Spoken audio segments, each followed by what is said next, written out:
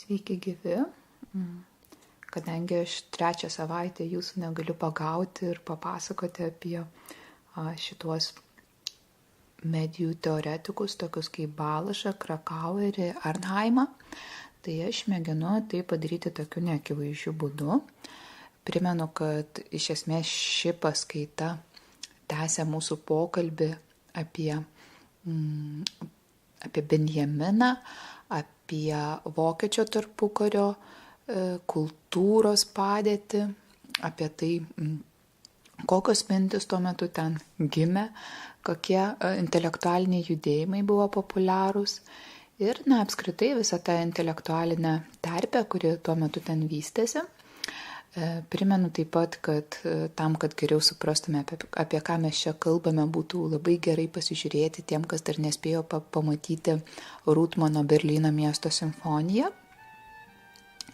Ir kartu prisiminkime, kad vieną paskaitą mes paskyrėme tam, kad pakalbėtume apie visus šitos kontekstus ir konkrečiai apie Rūtmano idėjas, apie taip pat Richterio idėjas, apie tai, kaip Rūtmano ir Richterio idėjas interpretavo Krakaueris ir kaip jas galų gale paleido į vakarų intelektualinį pasaulį.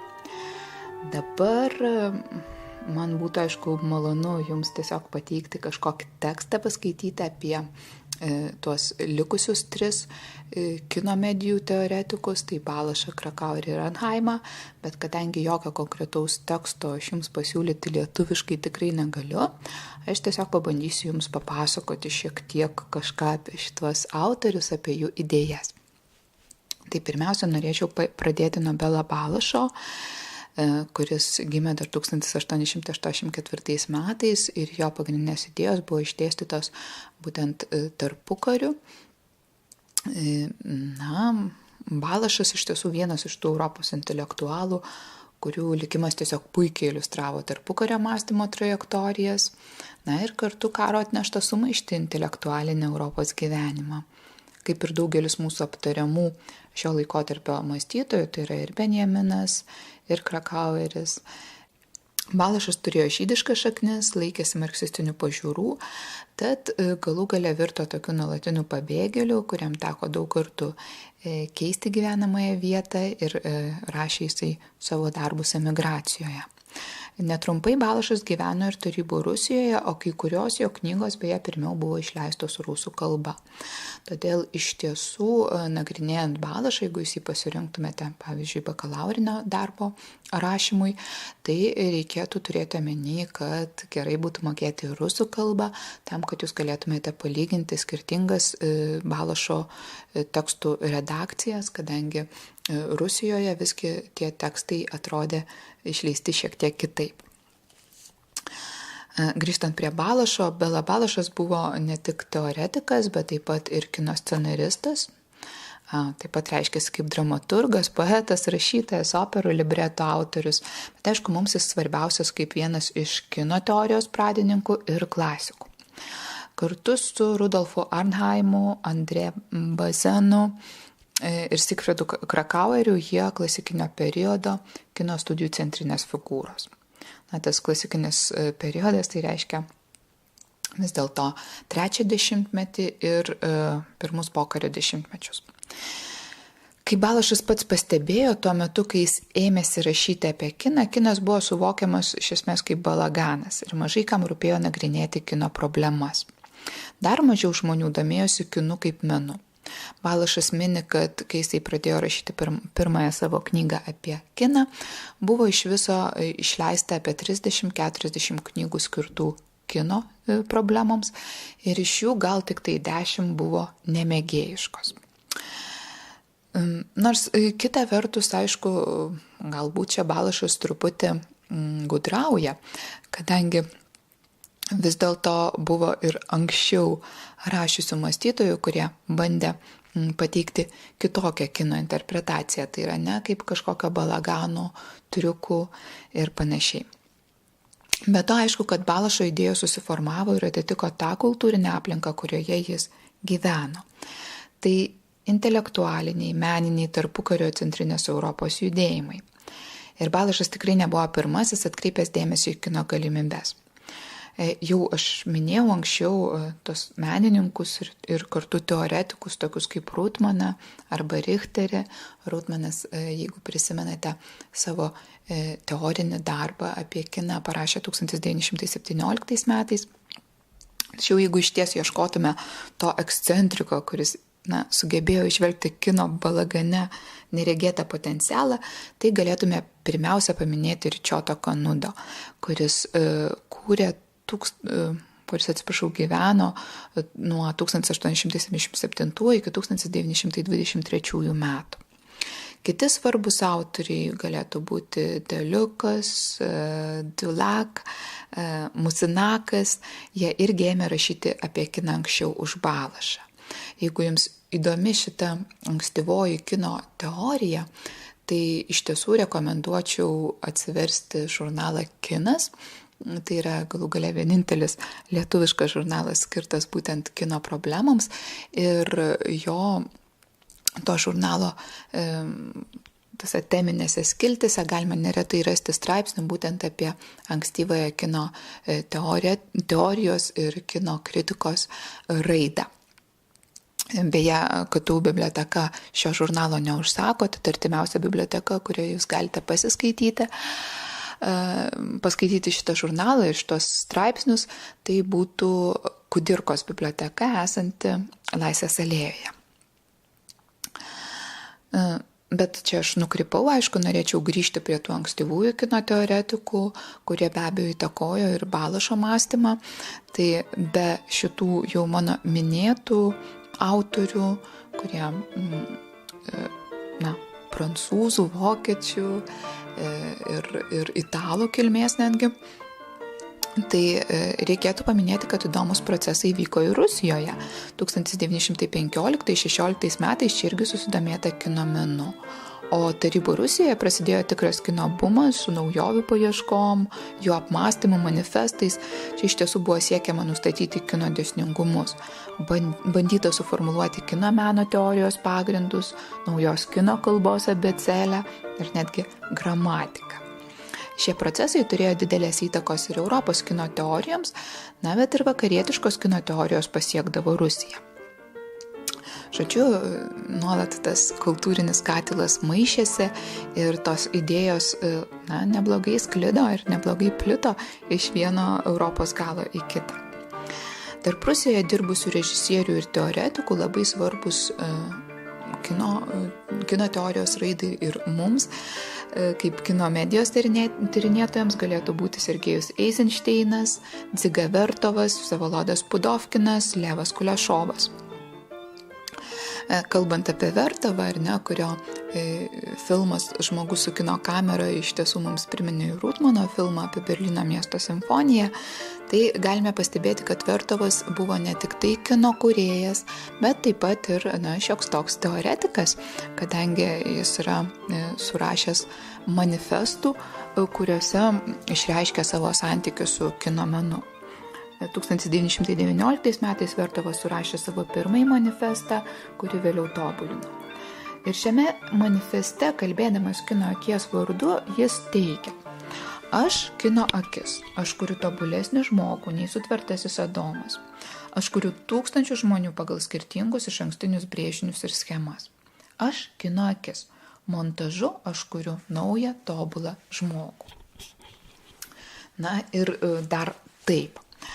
Aš kino akis, aš mechaninė akis, aš mašina, rodanti jums pasaulį tokį, kaip tik aš galiu pamatyti. Tai yra, kino akis tarsi ginčia žmogaus akies regimą pasaulio vaizdą, ir siūlo savo matau. Ir, tikiuosi, kad tai jums priminė skaitytą Benjaminą.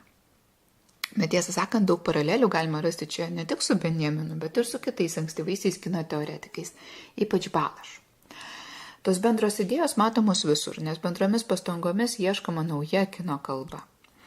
Vėlgi, jeigu pacituotume Vertovą, tai jisai sako, kad mes teigiame ateities kino meną, neigdami dabartinį.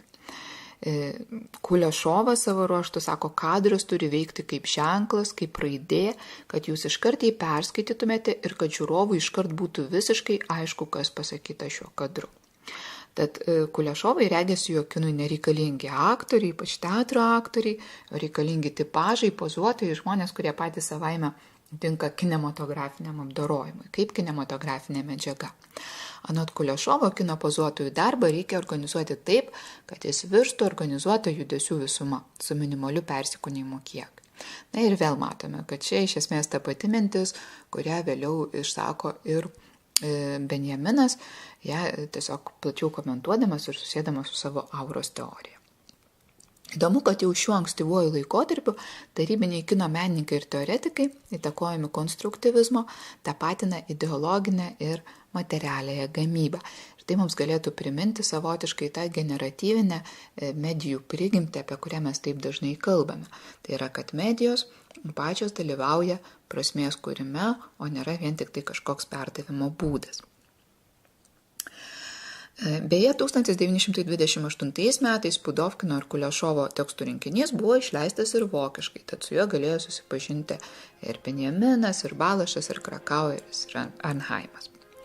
Bet štai tiek mes pakalbėjome apie tarybinius kino teoretikus ir kūrėjus, pakalbėjome apie tai, kad ir iki Balašo buvo nemažai skirtingų tyrinėtojų, kurie komentavo tą kiną ir kurie tikrai sugebėjo jį žvelgti ne vien kaip tik tai į balaganą ir triuką.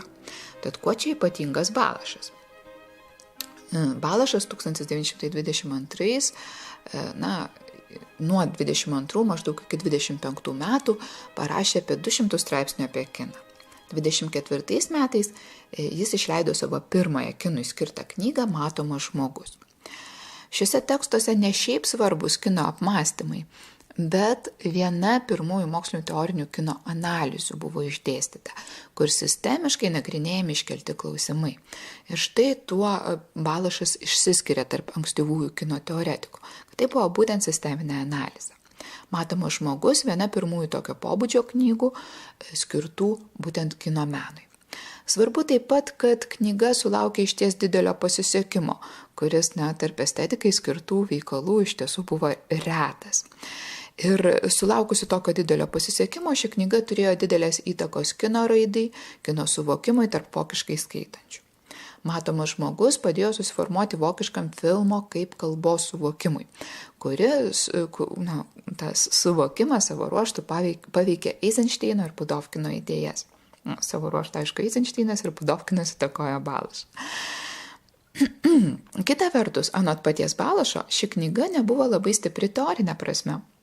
Ji nepateikė bendrų terminų, tad buvo kėlė tam tikrų problemų ir tas sisteminis požiūris į kiną. Ar jis įmanomas be bendros terminologijos? Šią problemą Balašas sprendė 1930 metais parašyta knyga Filmo esmė arba Filmo dvasia, kaip mes čia išverstume patį pavadinimą. Be to, pastaroji knyga paliečia anksčiau nenagrinėtą garsinio kino problematiką. Tačiau anglakalbį pasaulį iš pradžių pasiekė ne Matomas žmogus, ne filmo esmė, bet 1949 metais parašyta knyga Filmo teorija, kurios perdirbtas vertimas buvo išleistas 1952 metais ir išpopuliarino Balašo idėjas vakarų pasaulyje. Savo ruožtu mes žinome, kad lietuviškai pirmoji Balašo knyga išėjo visiškai neseniai, 2013 metais, ir tai buvo būtent pirmoji knyga, tai yra išversta, jos pavadinimas buvo išverstas kaip Regimas žmogus arba kino kultūra. Na ir aišku, rekomenduoju šią knygą paskaityti. Gerai, bet dabar atsižvelgdami į visą tą palikimą, ar ne, pabandykime vis dėlto chronologiškai pereiti per tas idėjas, kurias Balašas išdėsto. Ir pradėkime nuo šito matomo, arba regimo žmogaus. Šioje knygoje kinas pristatomas kaip iš principo nebylus. Pats nebylumo principas nulemia formalius kino dėsnius. Balašas mano, kad kino prigimtis greičiau lyrinė nei epinė. Tai reiškia, kad mimika perteikia jausmus, o stambus planas, būdamas tokio vaidinimo vaidinimo mimika sąlyga sudaro pačią kino poetiką. Balašas tai vadina fizionomiškumu. Galėtume tai versti ir kaip vaizdumas arba vaizdiškumas, ar ne, bet Balašas būtent naudoja šitą fizionomiškumo terminą. Balašui visi objektai be išimties yra simboliniai ir visi objektai, nesvarbu ar mes tai suvokiame ar ne, paveikia mus šiuo savo fizionomiškumu, vaizdiškumu. Taigi fizionomiškumą susieja Balašo filmo skaitymo praktika ne su prasmės išgavimu iš filmo teksto, bet su rafinuota filmo recepcijos poetika. Balašas teigia, kad nuo spaudos atsiradimo žodis tapo svarbiausia jungtimi tarp žmonių.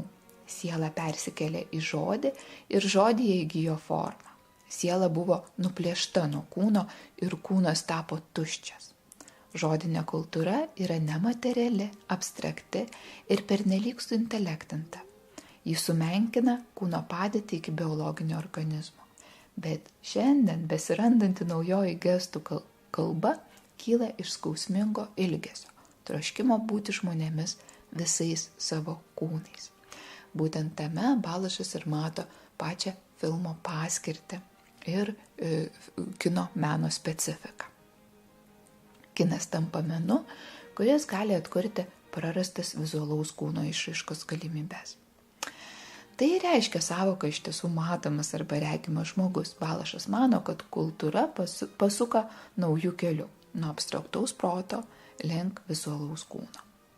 Bet analizuodama savo mėgiamos aktorės Astos Nilsen vaidybą, Balašas pastebi, kad svarbi ne aktorės veido ar kūno būsena kaip betarpiškas vidinio gyvenimo išreiškimas, o pats prasmės ar poveikio kūrimo procesas, kuriame aktorė dalyvauja, aktyviai naudodama gestų ir išraiškų ekstensyvų žodyną, kad sukurtų įspūdį ekrane.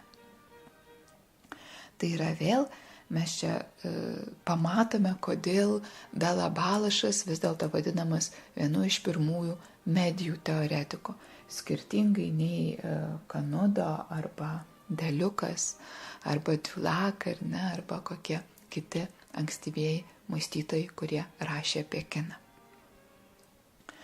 Kino vaizdas Balašui tampa socialinių procesų susikirtimo vieta, kurių rezultatas yra filmo kaupiamos prasmės, poveikiai ir vertybės. Nes Balašui kinas labiau nei kuris kitas menas regisi esąs socialiniu menu. Visi kiti menai formuojami menininkų skonių ir gabumų. Filmo atveju viską lemia žiūrovų skonis ir gabumai. Vėlesniuose savo darbuose Balašas turi peržiūrėti daugelį išdėstytų idėjų, nes garsinis kinas daug ką pakeičia kino kūrimo procese. Garsinis kinas, kaip naujas menas, jo pateikiamas, tik tai giminingas tam nebyliam kinui, bet vis dėlto tai jau yra visiškai kitas menas. Balašas kelia garsiniam kinui tokį reikalavimą. Jis neturi papildyti nebyliojo kino, viso labo priartindamas kiną prie realybės, o turi pats savarankiškai perteikti realybę. Tai yra, iš garsinio kino reikalaujama, kad jis atrastų savo kalbą, savo būdus perteikti tai, ką jis nori perteikti. Ištikimybė tikroviai ne visada naudinga menui, anot Balašo. Apribojimuose gal kaip tik ir yra pats menas. Gal iš ten ir gimsta meninis stilius.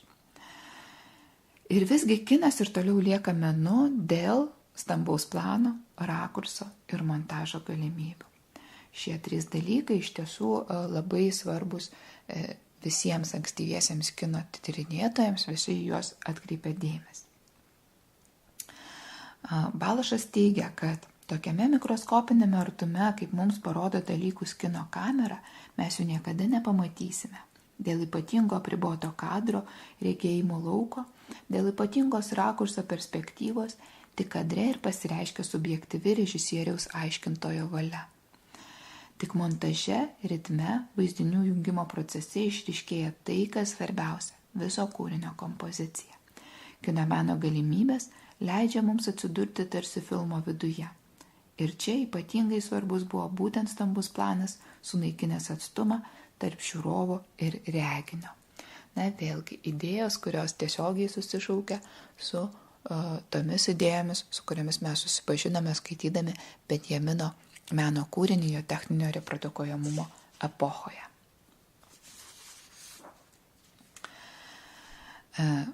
Tačiau nuo to stambaus plano, nuo rakurso galimybių, dar grįžkime prie montažo, kuris Balašui yra be galo svarbus. Kino menu tą montažą iš esmės ir pavertė Balašas kartu su Eizenšteinu bei Pudovkinu. Balašas montažą vadina kuriančiomis žirklėmis. Galimybę karpyti, o po to tarpusavėje jungti kadrus, kuriant tam tikrą tempą, atitinkant jo stiliaus sąvoką literatūroje. Ta pati istorija gali būti papasakota skirtingai.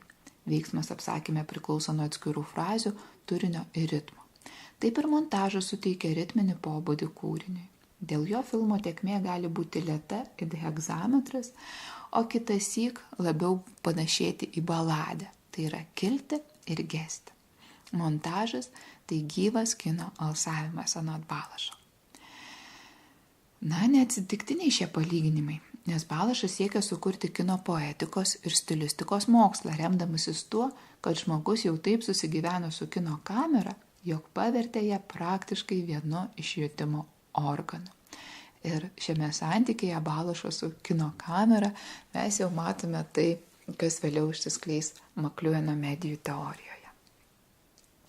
Balašo formuluojami vidinės kino estetikos principai buvo svarbus ir kino ir jo tyrimų raidai. Krakaueris vertino Balašo indėlį, pritarė jo formuluojamiems principams, bet peikė politinės Balašo išvadas. Jis kritikavo neoromantinį Balašo marksistinį determinizmą. Krakaueris teigia, atmetantis kino interpretavimo būdus, apribojančius kino istoriją ir teoriją politinėmis ir socialinėmis priežastimis. Kita vertus, jam pačiam Krakaueriui yra svarbi ideologinė ir sociologinė filmų analizė. Tik tai tiek, kad Krakaueriui socialiai reikšmingas kine reprezentuojamas kūnas nėra tikras, gyvas, vaidinantis kūnas, toks kaip Balašui yra Astos Nilsen veidas. Krakaueriui tai yra abstraktus kūnas iš choro, ar ne, iš fono reiškia, organizuotas tam tikrame masių ornamente. Krakaueriui rūpėjo simbolinės formacijos, išsakančios išsivysčiusio kapitalizmo racionalizacijos procesą. Ir tai jam atitinkamai autentiškiau atspindėjo tą šiuolaikinę patirtį.